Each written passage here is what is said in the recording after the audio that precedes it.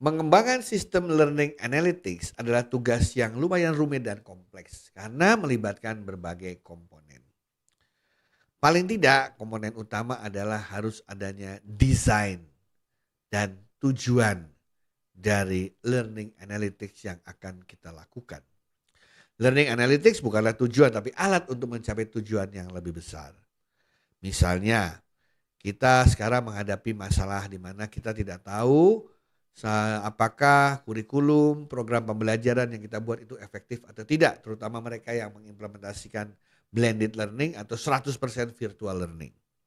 Nah, kita identifikasi kebutuhan tersebut. Jadi learning analytics kita tujuannya adalah untuk melihat seberapa efektif sistem pembelajaran berbasis online misalnya yang kita terapkan. Bisa banyak macam-macam tujuan itu. Yang penting Anda mendefinisikan tujuannya.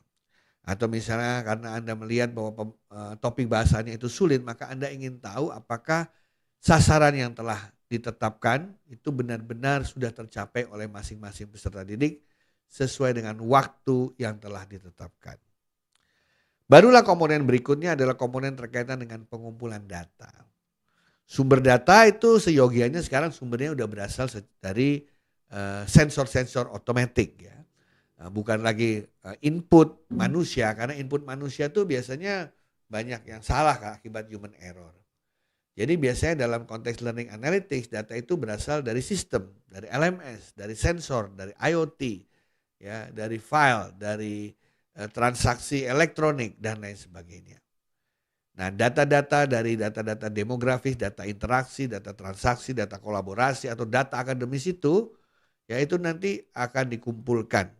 Karena semuanya akan diintegrasikan untuk bisa mencari arti dari semua data yang dikumpulkan. Barulah komponen ketiga masuk yaitu komponen analisis data. Dalam komponen analisis data yang harus kita lakukan adalah kita harus tahu metode analisisnya seperti apa. Yang memilih metode atau algoritma analisis sangat tergantung dari tujuan kita sebenarnya untuk apa. Karena setelah tujuannya ada baru kita bisa bikin model analisisnya.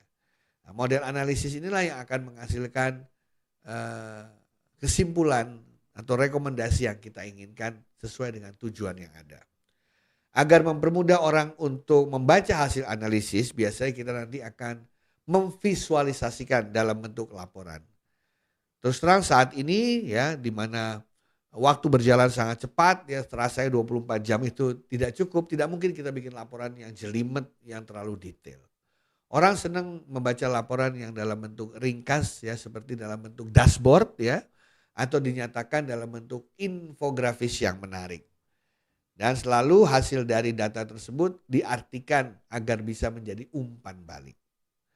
Dan akhirnya komponen lain adalah ketika melakukan implementasi dan evaluasi. Saya sarankan dalam learning analytics selalu lakukan pilot testing, uji coba pada skala kecil. Sebelum benar-benar kita luncurkan penuh ke seluruh unit-unit yang terkait. Pilot testing nanti kita evaluasi, kita lihat apakah hasilnya baik apa tidak. Kalau tidak harus direvisi maka kita bisa langsung luncurkan. Nah dari hasil itu semua kita akan lakukan kajian, penelitian, audit, assessment. Apakah seluruh yang kita lakukan tadi, apakah learning analytics tersebut benar-benar memberikan manfaat bagi kita sehingga proses pembelajaran berjalan secara baik. Dari waktu ke waktu kita bisa revisi, perbaiki sehingga kinerjanya pun semakin meningkat. Sekian dan terima kasih.